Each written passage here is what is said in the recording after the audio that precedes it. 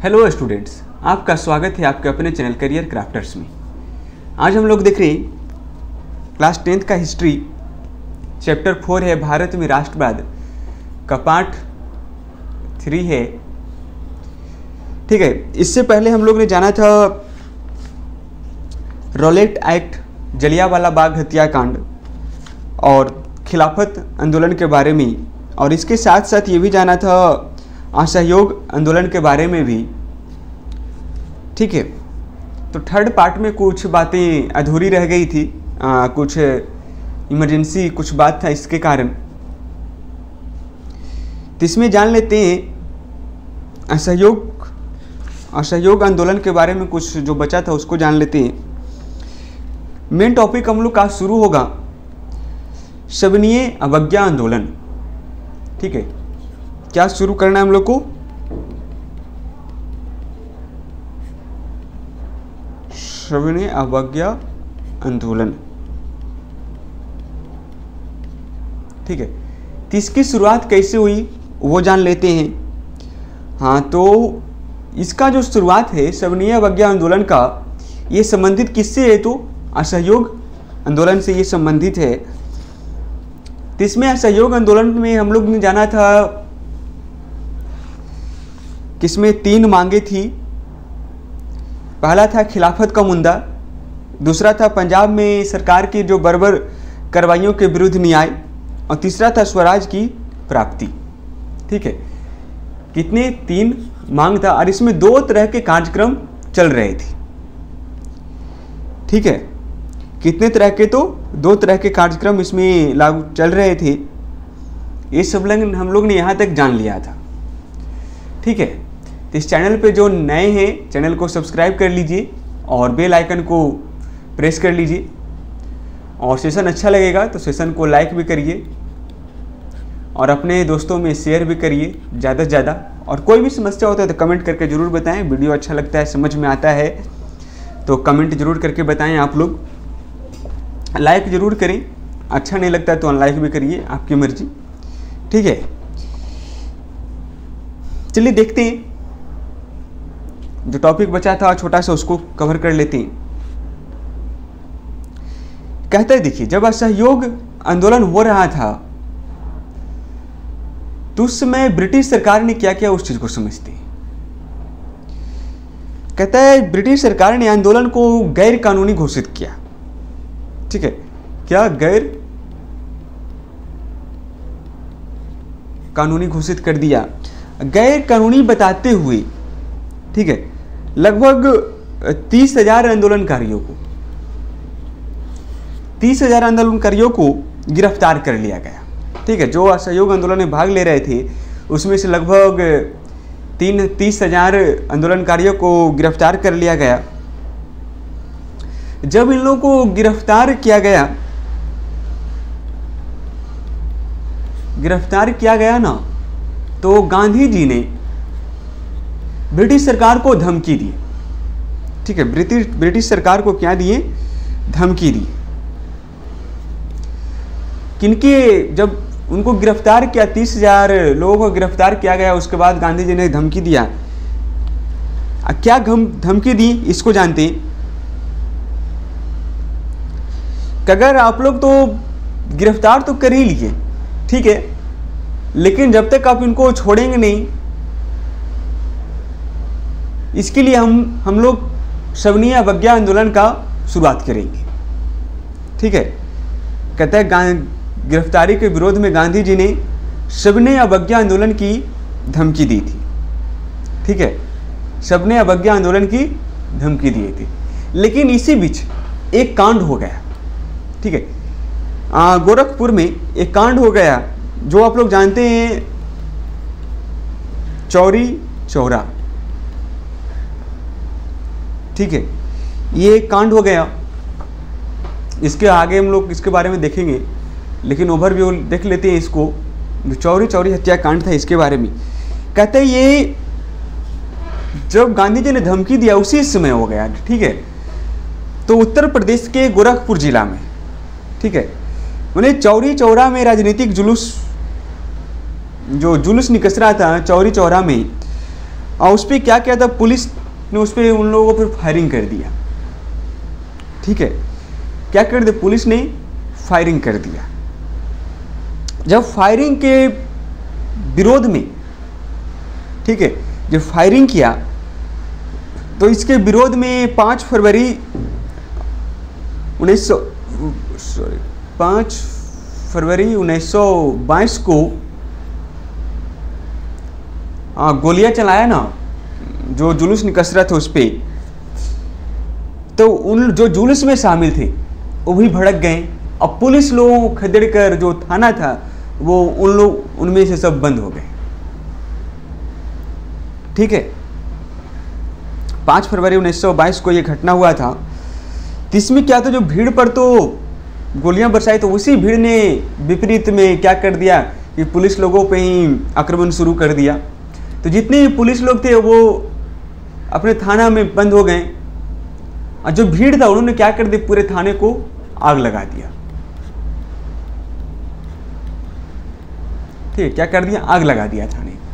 इसमें यह भी देखा गया है कि जो भी पुलिस बाहर निकल कर आते थे बचने के लिए, उन्हें मारपीट, भीड़ के द्वारा मारपीट करके फिर से उसको थाने में ही डाल दिया जाता था। मैंने आग में उसको ही डाल ही दिया गया सबको, जिसमें लगभग 22 पुलिसकर्मी मारे गए थे। ठीक है, लगभग कितने, तो 22 पुलिसकर्मी मारे गए थे, जान ली गई भीड़ के द्वारा। तो गांधी जी इतने में समझ गए कि अभी ये सविनय अवज्ञा आंदोलन के लिए तैयारी सही ढंग से नहीं है, इन लोग के मन में हिंसा ज़्यादा है ना। गांधी जी अहिंसा के पुजारी थे, वो किसी भी चीज़ को अहिंसा के द्वारा कर सत्याग्रह करते थे, जिसमें किसी प्रकार का हिंसा का कोई जगह नहीं था।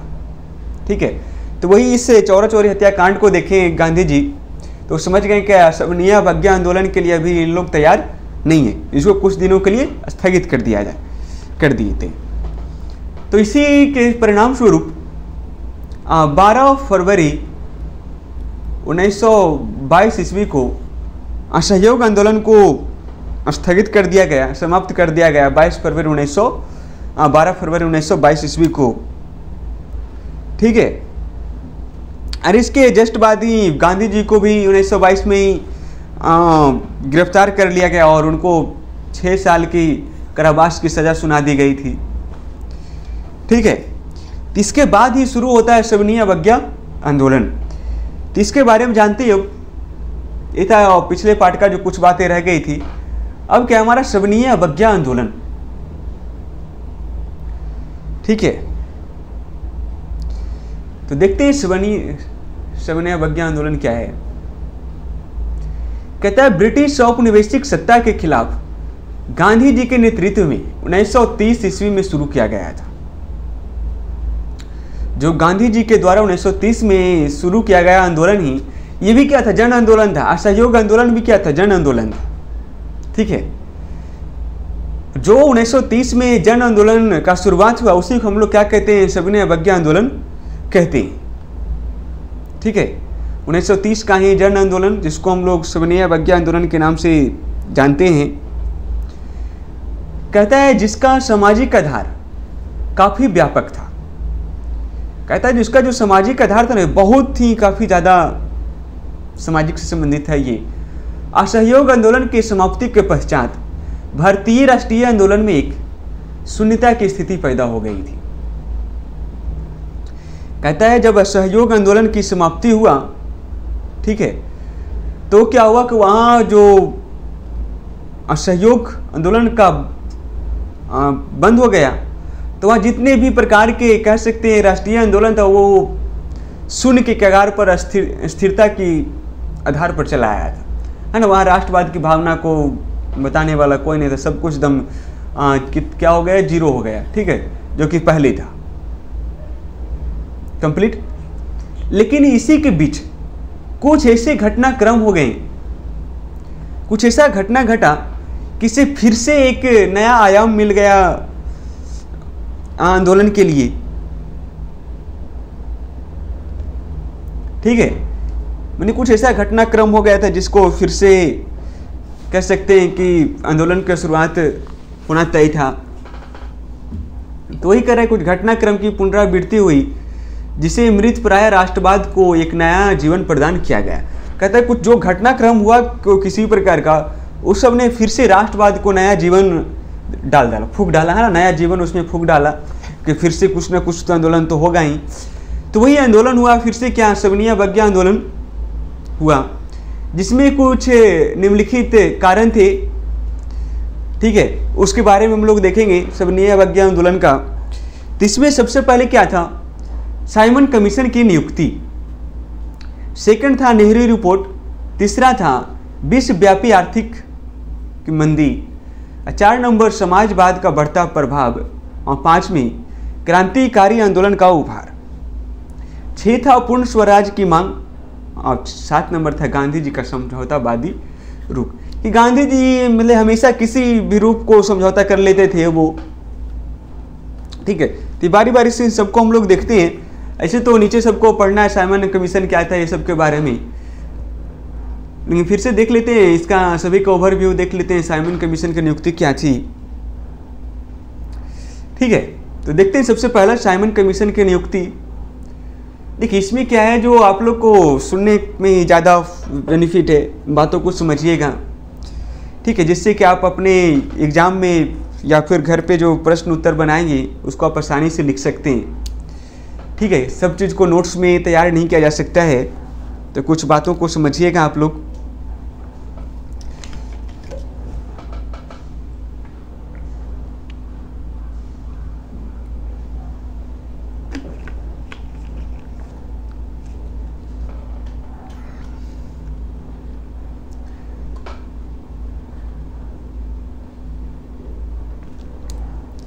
देखते हैं पहला नंबर क्या था, साइमन कमीशन।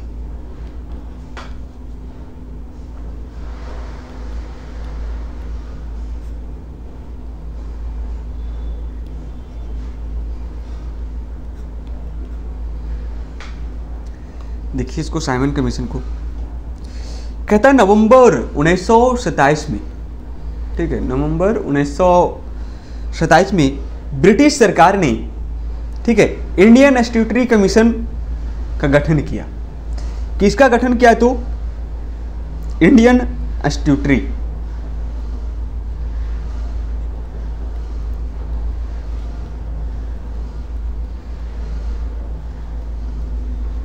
इंडियन स्टैट्यूटरी का गठन किया। राइटिंग पर ध्यान नहीं दीजिएगा, बातों को समझिएगा। का कमीशन का गठन किया जिसने आमतौर पर, इसी को ही आमतौर पर क्या साइमन कमीशन कहा जाता है। जो नवंबर 1927 में इंडियन स्टैट्यूटरी का गठन हुआ था, इसी को हम लोग क्या कहते हैं, आम भाषा में क्या कहते हैं, तो साइमन कमीशन कहते हैं। ठीक है, जो इंडियन स्टैट्यूटरी का गठन किया गया था उसी को हम लोग साइमन कमीशन कहते हैं। इसमें कहता है कि ये आयोग जो था 7 सदस्यीय था। ठीक है, कितने सदस्य का आयोग था? तो ये 7 सदस्यीय आयोग था, जिसके सभी सदस्य क्या थे, जितने भी 7 सदस्य थे ये क्या थे, तो वो अंग्रेज थे। ठीक है, नाम का तो इंडियन स्टैट्यूटरी था, लेकिन इसके सदस्य सब कौन थे, तो अंग्रेज थे। इसमें 7 सदस्य थे, जिसमें एक अध्यक्ष था जो सर जॉन साइमन। और इसके साइमन कमीशन का अध्यक्ष की बात करते हैं, तो अध्यक्ष कौन था, तो सर जॉन साइमन। ठीक है, जो इसके अध्यक्ष कौन थे, तो सर जॉन साइमन थे, साइमन कमीशन के अध्यक्ष। लेकिन कहता है कि भारत में साइमन कमीशन के विरुद्ध, ठीक है, बहुत तीव्र से प्रतिक्रिया हुआ कि ये तो बहुत गलत है, साइमन कमीशन जो बनाया गया इसमें तो कोई भी भारतीय सदस्य है नहीं, जितना भी सब क्या है, अंग्रेजी हैं। ठीक है, तो इसके विरोध में विरोध शुरू हो गया, बहुत ही तीव्र गति से विरोध होना इसका शुरू हो गया।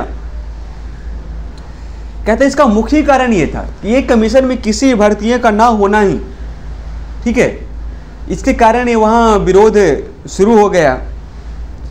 ठीक है, इसमें से लाजमी पता चल रहा है कि जो इसमें 7 सदस्य अंग्रेजी थे, इनका क्या मतलब ही था कि वो अपने द्वारा निर्णय को लागू करना। अगर इसमें कह सकते हैं भारतीय होते तो विदेशी का संचालन सही ढंग से नहीं हो सकता था। इसी कारण जितने भी सदस्य क्या थे वो अंग्रेज थे। ठीक है, लेकिन कहता है जब 3 फरवरी 1928 ईस्वी को 3 फरवरी 1928 ईस्वी को जब साइमन कमीशन का स्वागत जब बंबई पहुंचा, साइमन कमीशन का अध्यक्ष सदस्य, तो वहाँ पे काले झंडे के लगाकर वहाँ हड़ताल किया गया। ठीक है, और प्रदर्शन हुए खूब, बहुत ज़्यादा उसके विरोध में। लेकिन जो भी हुआ वो शांति वातावरण में हुआ, वो हड़ताल प्रदर्शन तो हुआ जरूर। ठीक है, वहीं पे सबसे पहले नारा लगाया गया साइमन वापस जाओ का। ठीक है, साइमन गो बैक का पूरा जोर तोड़ से नारा लगाया गया। ठीक है, ये था हमारा साइमन कमीशन। अगर पूछते साइमन कमीशन का गठन कब हुआ तो नवंबर 1927 में। ठीक है, जिसको हम लोग इंडियन स्टैट्यूटरी कहते हैं, और इसी का कह सकते हैं, तो इसी को हम लोग क्या कहते हैं, साइमन कमीशन कहते हैं। इसमें 7 सदस्य थे, वो सभी के सभी क्या थे, अंग्रेज थे, है ना। इसके अध्यक्ष कौन थे, तो सर जॉन साइमन था। जब वो बम्बई पहुंचा तो वहाँ काले झंडे के साथ उसका हड़ताल और प्रदर्शन किया गया, काले झंडे दिखाकर। ठीक है, और वहीं प्रदर्शनकारियों ने साइमन वापस जाओ का नारा भी लगाया था, go back Simon go back का। अभी हम लोग सुन रहे हैं करोना गो, है ना। इसी के आधार पर वहाँ चल रहा था पहले ही क्या, साइमन गो बैक का। ठीक है, ये हो गया हमारा साइमन कमीशन। अगला सेकंड क्या था, नेहरू रिपोर्ट। ठीक है, जो कुछ भी है उसको हम लोग देख लेते हैं। सेकंड क्या था,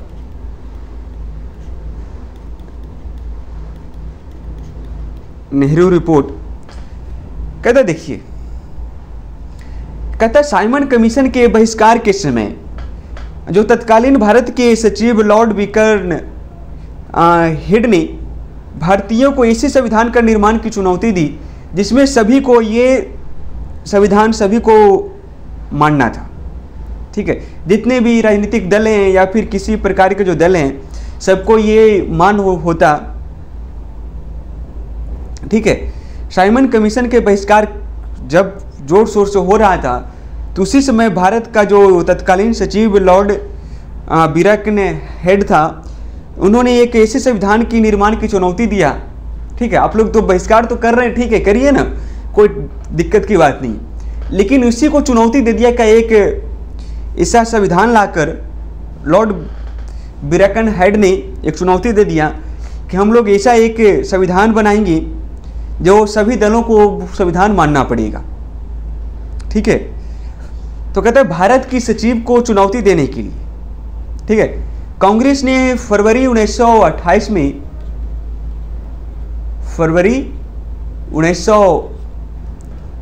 में दिल्ली में एक सर्वदलीय बैठक किया। ठीक है, सर्वदलीय सम्मेलन का आयोजन किया गया। इस सम्मेलन में मोतीलाल नेहरू को अध्यक्ष बनाया गया था। जो फरवरी 1928 में सम्मेलन हुआ, सर्वदलीय सम्मेलन, इसके अध्यक्ष किन्हें बनाया गया, तो मोतीलाल नेहरू को। ठीक है, बनाया तो गया, लेकिन इस समिति ने ब्रिटिश सरकार से, ठीक है, डोमिनियन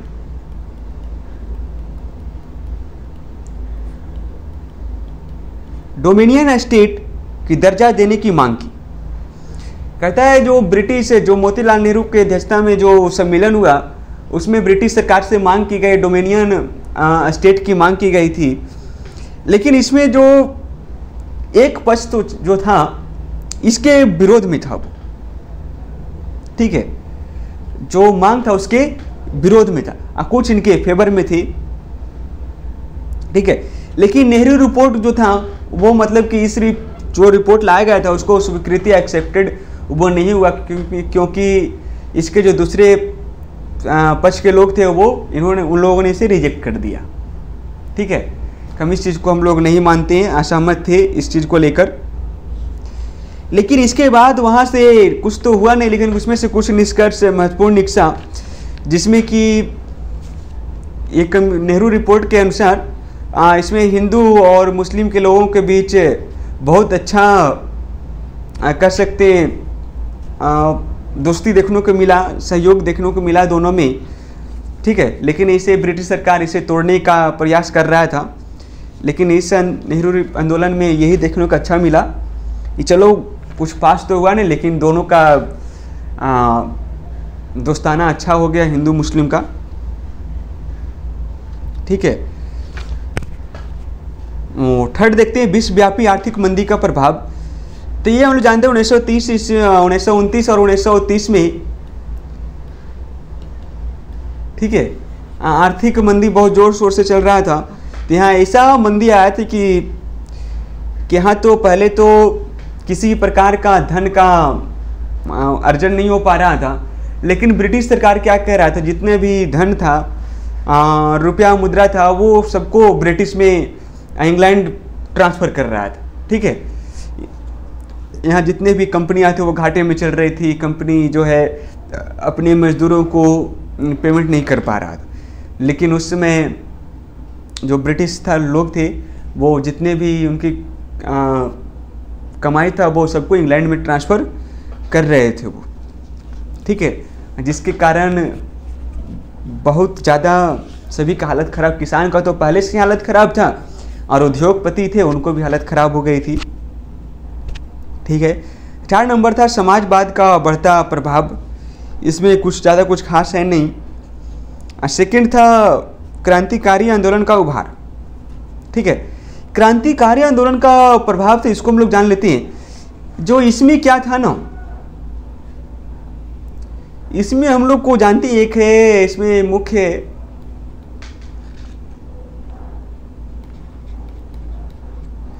मेरठ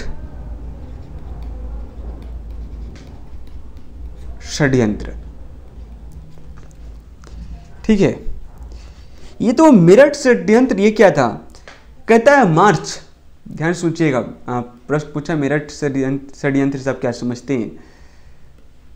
मार्च 1929 में ब्रिटिश सरकार ने, ठीक है, ब्रिटिश सरकार ने कह सकते हैं 31 कम्युनिस्ट पार्टी के जो नेता थे, ठीक है, वो सबको 31 कम्युनिस्ट पार्टी के श्रमिक नेताओं को बंदी बना लिया, ठीक है। क्या किया, बंदी बना लिया और उनको मेरठ ले जाकर, कहाँ, मेरठ ले जाकर मुकदमा चलाया गया और उनको वहां नजरबंद कर दिया गया, ठीक है।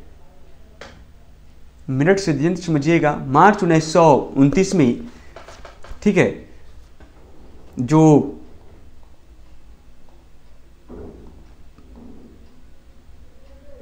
हाँ, जो 31 सबसे बड़े कम्युनिस्ट मजदूर के नेता थे उनको पकड़कर मेरठ ले गया गया और उनको एक कह सकते हैं बिगर मुकदमा चलाए, ठीक है, नज़रबंद कर दिया गया और मेरठ में ले जाकर उन पे मुकदमा चलाया, ठीक है।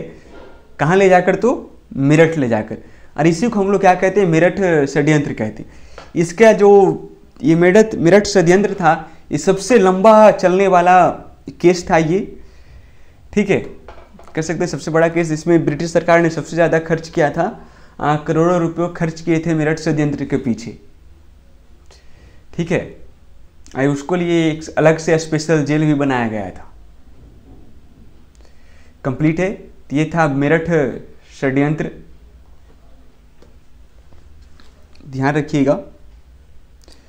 आगे था पूर्ण स्वराज की मांग, ठीक है, पूर्ण स्वराज की मांग। तो ये कहता है दिसंबर 1929 ईस्वी में, कब, तो दिसंबर 1929 ईस्वी में कांग्रेस का वार्षिक अधिवेशन लाहौर में जवाहरलाल नेहरू की अध्यक्षता में हुआ था, ठीक है। दिसंबर 1929 ईस्वी को कांग्रेस का वार्षिक अधिवेशन कहाँ हुआ था, तो लाहौर में हुआ था। इसकी अध्यक्षता किसने किए थे, तो जवाहरलाल नेहरू ने किए थे, ठीक है। और कहते 31 दिसंबर 1929 ईस्वी को,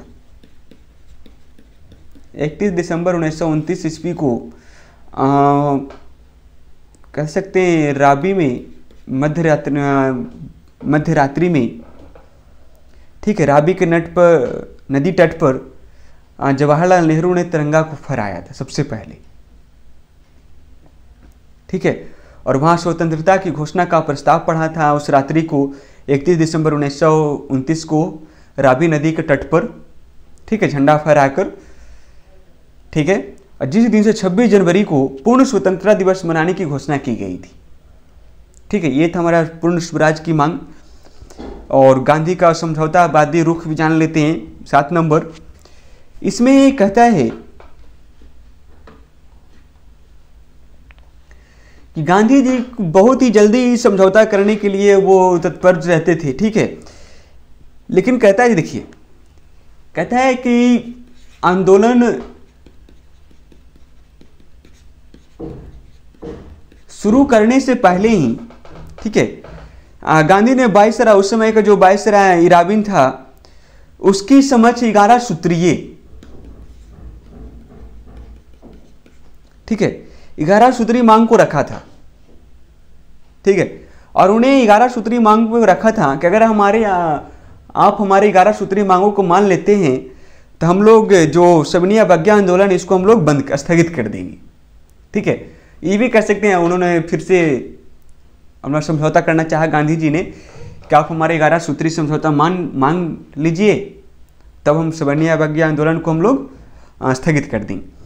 लेकिन क्या हुआ कि सबसे पहले तो इराबिन था जो मना कर दिया कि हम कोई समझौता नहीं करेंगे, और गांधी जी से मिलना भी दूर हो गया, गांधी जी से मिलना भी नहीं चाहा वो। ठीक है, तब यहां से शुरू होता है सबनी अवज्ञा आंदोलन का प्रथम चरण, जिसे हम लोग कहते हैं दांडी यात्रा। ठीक है, जब इराबिन कोई मांग को नहीं माना और गांधी जी से नहीं मिला, तब जाकर गांधी जी ने अपना आंदोलन को प्रारंभ किया दांडी यात्रा से। ठीक है, तो देखते हैं अब आगे हम लोग। यह हो गया सबनी अवज्ञा आंदोलन। ये पूछता है सबनी अवज्ञा आंदोलन के क्या क्या कारण है, लिखें, तो इसको आप लोग लिख सकते हैं, कोई दिक्कत की बात है नहीं। देख लेते हैं फिर से चौरा चौरी हत्याकांड क्या था। कहता उत्तर प्रदेश के गोरखपुर जिले में चौरी चौरा में राजनीतिक जुलूस पर पुलिस द्वारा फायरिंग के विरोध में भीड़ ने थाने पर हमला किया। ठीक है, कहता है चौरा चौरी में राजनीतिक जुलूस पर पुलिस ने क्या किया, फायरिंग कर दिया था, और फायरिंग के विरोध में भीड़ ने क्या किया, थाने पर हमला कर दिया। ठीक है, टिट फॉर टैट कर दिया एकदम। आप हम पे गोली चलाया तो उन्होंने थाने पर ही घेरा, हमला कर दिया। तो कहता है 5 फरवरी 1922 ईस्वी को 22 पुलिसकर्मियों की जान ले ली गई। ठीक है, 5 फरवरी 1922 को कितने 22 पुलिसकर्मियों की जान ले ली। और ये इतना भयावह था ये कि जितने भी पुलिस थे वो बचने के लिए थाने में चले गए थे, थाना से कोई उसमें भीड़ ने आग लगा दिया। ठीक है, जब भी कोई थाने से निकलकर भागने की सोचता तो उस थाने को चारों ओर से जो भीड़ था वो घेरे हुए था, कोई बाहर आता उसको मार पीट कर फिर से थाने में डाल दो। ठीक है, इसके बाद ही आगे तो जानते ही हैं, पहले ही बात कर लिया है। चलिए आगे देखते हैं। साइमन कमीशन कहता नवंबर 1927 में ब्रिटिश सरकार ने इंडियन स्टैट्यूटरी कमीशन का गठन किया। ठीक है, कहता है 1927 ईस्वी में ब्रिटिश सरकार ने इंडियन स्टैट्यूटरी कमीशन का गठन किया, जिसे आमतौर पर क्या कहा जाता है, साइमन कमीशन कहा जाता है। इसके साथ ये आयोग था जो 7 सदस्यीय था, इसके सभी सदस्य कौन थे, तो अंग्रेज थे, और इसके अध्यक्ष कौन थे, तो सर जॉन साइमन थे। कंप्लीट है। साइमन कमीशन का अध्यक्ष कौन था, तो सर जॉन साइमन था। इसके सभी सदस्य कौन थे, तो अंग्रेज थे। नीचे लिखा है देखिए, सर जॉन साइमन को साइमन कमीशन का अध्यक्ष बनाया गया था। ठीक है, सर जॉन साइमन को साइमन कमीशन का अध्यक्ष बनाया गया था। आगे देखते हैं। दांडी यात्रा। ठीक है, तो इसके बारे में कुछ विस्तृत जान लेते हैं दांडी यात्रा के बारे में। ऐसे सब लोग को पता होगा, ओवरव्यू आप लोग जानते ही हैं दांडी यात्रा के बारे में कुछ न कुछ तो। ठीक है, जिसको दांडी मार्च भी कहते हैं। कहता है ये जो आंदोलन हुआ था इसको देखते हैं हम लोग।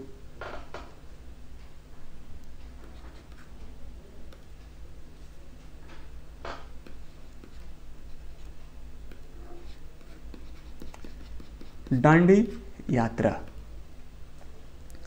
कहता है 12 मार्च 1930 ईस्वी को, कहता है साबरमती आश्रम से, ठीक है, गांधी जी ने साबरमती आश्रम से 12 मार्च 1930 ईस्वी को 78 अनुयायियों के साथ 78 अनुयायियों के साथ, ठीक है, दांडी समुद्र तट तक गांधी ने ऐतिहासिक यात्रा शुरू की थी।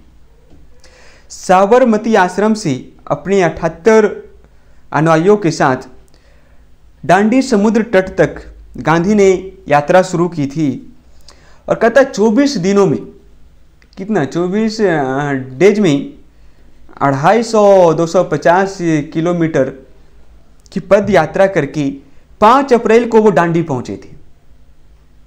ठीक है, 12 मार्च को निकसे पैदल यात्रा शुरू किए और 24 दिन में 250 किलोमीटर को उन्होंने पैदल मार्च किया, पद यात्रा किए थे। और 5 अप्रैल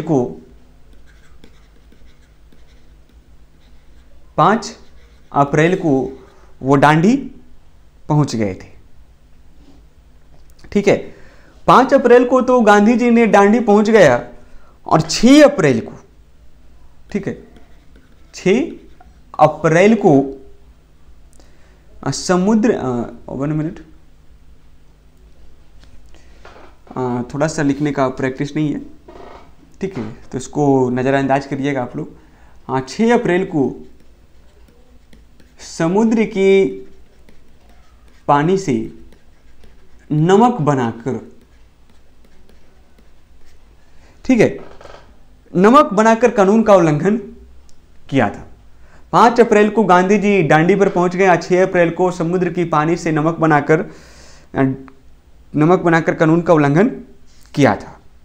ठीक है, जब इन्होंने इसका कानून का उल्लंघन किया, तहीं से शुरू हो जाता है इस आंदोलन का कार्यक्रम। इस आंदोलन का कार्यक्रम हर एक राज्यों तक फैलाइए, जिसमें क्या था, हर एक जगह जहां समुद्र था वहां पे नमक कानून का उल्लंघन किया गया था।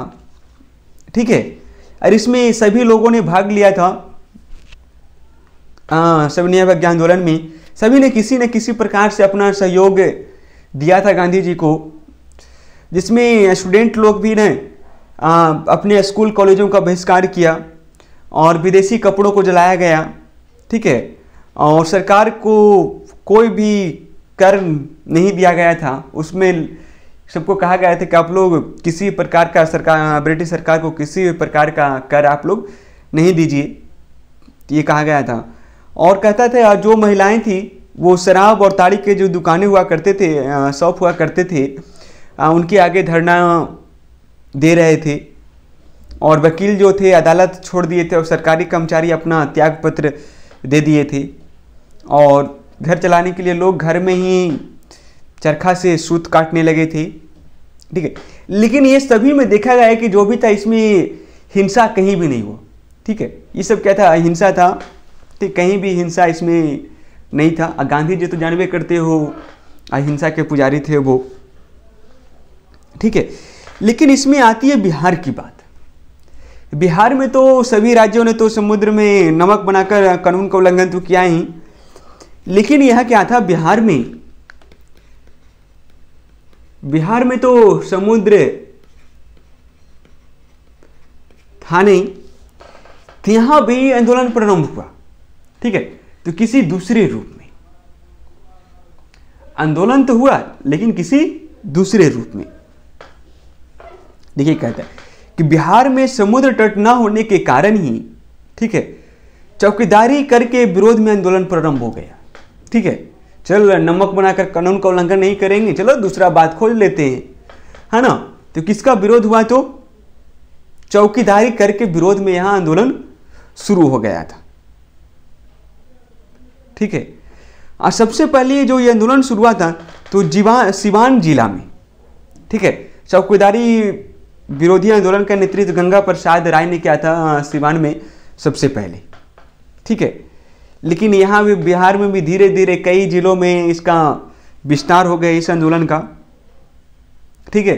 यहाँ तक कि जो जेल में लोग कैदी थे उन लोगों ने भी आंदोलन शुरू कर दिया, ठीक है, कि जो जेल में कपड़ा दिया जाता हम लोग पहनेंगे नहीं, ठीक है। जिसको कह सकते हैं आप लोग जितना विदेशी वस्त्र था जेल में, उन लोगों ने कैदी जो थे भारतीय थे उन्होंने वस्त्र पहनना मना कर दिया कि हम लोग वस्त्र नहीं पहनेंगे, नंगी हड़ताल हम लोग करेंगे, ठीक है। ये तो शर्म की बात हो गया।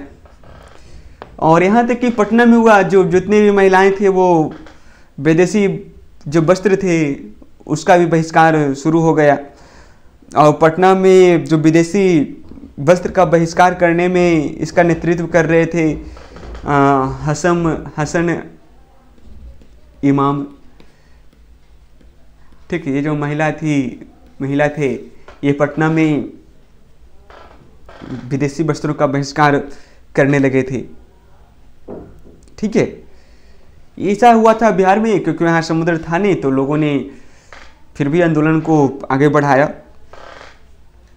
ठीक है। तो इसमें किसी प्रकार का कोई दिक्कत नहीं हुआ होगा। तो हम लोग एक छोटा सा टॉपिक है इसको और देख लेते हैं। दांडी यात्रा का उद्देश्य क्या था? कहता है गांधी जी ने सविनय अवज्ञा आंदोलन की शुरुआत दांडी यात्रा से की थी, ठीक है। कहता है सविनय अवज्ञा आंदोलन की शुरुआत कहाँ से हुआ था? तो दांडी यात्रा से किए थे गांधी जी। कहता है दांडी यात्रा का उद्देश्य समुद्र के पानी से, ध्यान रखिएगा, समुद्र के पानी से नमक बनाकर कानून का उल्लंघन करना था, ठीक है। कहता है पूरे देश में नमक कानून का उल्लंघन किया गया। कहता है पूरे देश में जहां जहां समुद्र था वहां नमक बनाकर उल्लंघन किया गया था, ठीक है। समुद्र के पानी से नमक बनाकर, जहां समुद्र नहीं था वहां किसी और प्रकार का आंदोलन हुआ, लेकिन हुआ जरूर किसके समर्थन में? तो सविनय अवज्ञा आंदोलन के समर्थन में, ठीक है। सभी लोगों ने भाग लिया, बहुत ही जरूरी था। ये कह सकते हैं ये दूसरा सविनय अवज्ञा आंदोलन दूसरा जन आंदोलन था। पहला कौन था? तो असहयोग आंदोलन था, दूसरा जन आंदोलन, ठीक है। तो इसमें किसी प्रकार का किसी को कोई दिक्कत नहीं हुआ होगा, ठीक है। अगर किसी प्रकार का किसी को कोई समस्या होता है तो आप हमें कमेंट करके ज़रूर बताएं। और सेशन अच्छा लगा हो, समझ में आया हो तो वीडियो को आप लोग लाइक भी करिए और अपने चाहने वाले दोस्तों में शेयर भी करिए, ठीक है। और चैनल को सब्सक्राइब नहीं किए हैं तो सब्सक्राइब भी कर लीजिए। आप लोग ज़्यादा से ज़्यादा अपने दोस्तों में इसको शेयर करिए, ठीक है, को भी इस वीडियो का लाभ ले सके, ठीक है। तो बाकी मिलते हैं हम लोग नेक्स्ट पार्ट में। गांधी इरविन पैक्ट दिल्ली समझौता क्या था, ठीक है, और कुछ कारण भी देखेंगे इसका, परिणाम के बारे में, सविनय अवज्ञा के परिणाम क्या थे, चंपारण आंदोलन, मुपला विद्रोह, ठीक है, खोड़ विद्रोह, बरदौली विद्रोह, ये सब के बारे में जानेंगे नेक्स्ट पार्ट में, ठीक है। तो आज के लिए इतना ही, लेकिन वीडियो आप लोग शेयर जरूर करिए अपने दोस्तों में, ठीक है। जितना हो सके उतना आप लोग शेयर करिए वीडियो को, ठीक है। बहुत हम लोग मेहनत करते हैं, ठीक है।